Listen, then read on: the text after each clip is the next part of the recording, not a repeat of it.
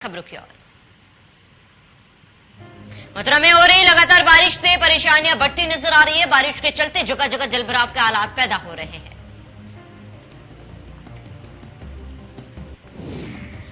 मथुरा के थाना हाईवे में जलभराव ने पुलिसकर्मियों के काम करने में रुकावट पैदा करती है। मथुरा का पुलिस थाना हाईवे तालाब जैसा दिखाई दे रहा है।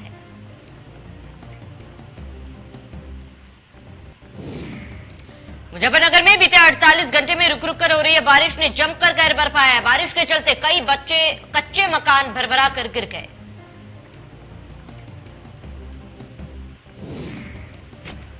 जिसमें मलबे में दबने से 7 लोग घायल हो गए और 3 की मौत हो गई। वहीं कड़ी मशक्कत के बाद सभी घायलों को बाहर निकाला गया।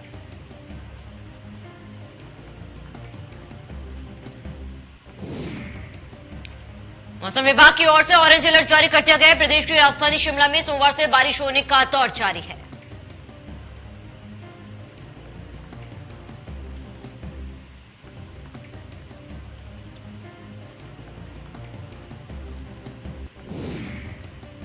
वहीं हिमाचल में मंडी, सिरमौर समेत कई जिलों में भी भारी बारिश से जनजीवन पूरी तरह से अस्त व्यस्त हो चुका है।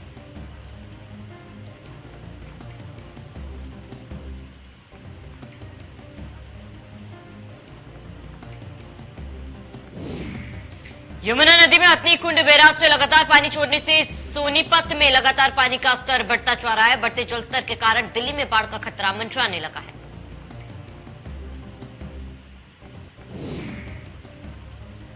देश भर में बाढ़ और बारिश के कारण हाहाकार मचा हुआ है। इसी बीच यमुना में जलस्तर बढ़ने के बाद प्रशासन की ओर से बाढ़ की शंका जताई जा रही है। हिमाचल प्रदेश में मौसम एक बार फिर कहर बरपा रहा है। मौसम विभाग ने प्रदेश में 4 दिनों तक भारी बारिश का अलर्ट जारी कर दिया है।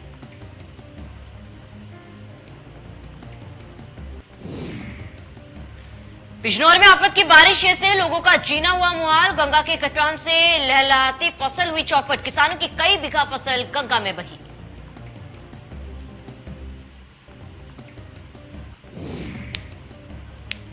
पहाड़ और मैदानी इलाकों में मूसलाधार बारिश से जहां लोगों का जीना मुश्किल हो चुका है, तो वहीं गंगा के कटान से खून पसीने की मेहनत की कमाई से लहलहाती गन्ने और धान की फसल गंगा के कटान की वजह से गंगा में धराशायी होती साफ तौर पर नजर आ रही है।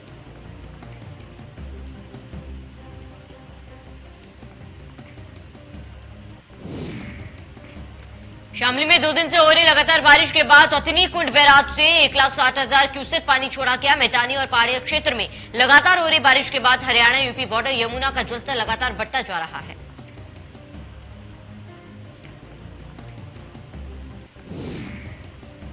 यमुना का जलस्तर बढ़ने के कारण प्रशासन पूरी तरह से अलर्ट हो गया है। आने वाले दिनों में यमुना का जलस्तर और बढ़ने की संभावना है। वही यमुना में सटे शामली जिले के दर्जनों गांव पर बाढ़ का संकट मंडरा रहा है।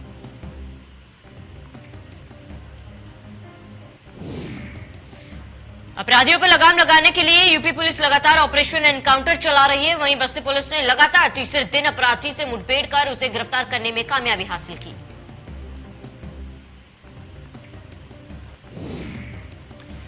एनटीआर और वाल्टरगंज पुलिस की संयुक्त टीम ने मिलकर ऑपरेशन एनकाउंटर के तहत कई जिले की पुलिस के लिए सिरदर्द बने शातिर अपराधी सुरेंद्र जायसवाल को एक मुठभेड़ के बाद गिरफ्तार किया। अंतर्राष्ट्रीय मानव तस्करी विरोधी दिवस के मौके पर महाराजगंज जनपद के भारत नेपाल की सिनौली सीमा पर एसएसबी की 22वीं बटालियन पुलिस सामाजिक संगठन और ग्रामीणों द्वारा संयुक्त रूप से जन जागरूकता रैली निकाली गई।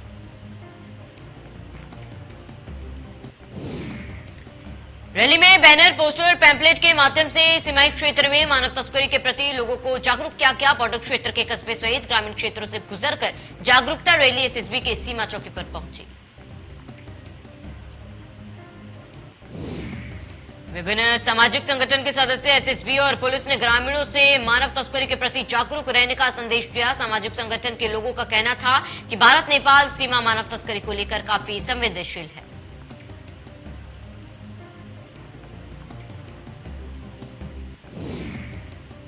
शाहजहांपुर पुलिस की खोजी स्टाइल में सर्च ऑपरेशन की लाइव तस्वीरें सामने आई, जिसमें पुलिस ने जंगलों में लाइव सर्च ऑपरेशन करके एक बड़ी अवैध शस्त्र फैक्ट्री पकड़ने में कामयाबी हासिल की।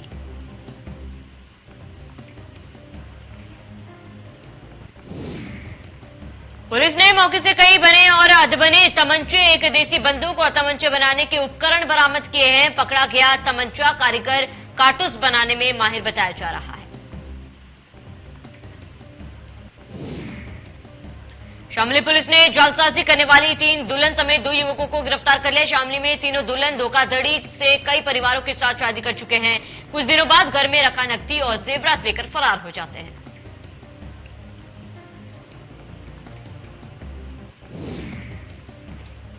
अमेरिकी स्टडी में खुलासा हुआ है कि कोरोना का डेल्टा वेरिएंट चेचक की तरह तेजी से फैल रहा है। अमेरिका के रोग नियंत्रण और रोकथाम केंद्र की यह स्टडी अभी पब्लिश नहीं की गई।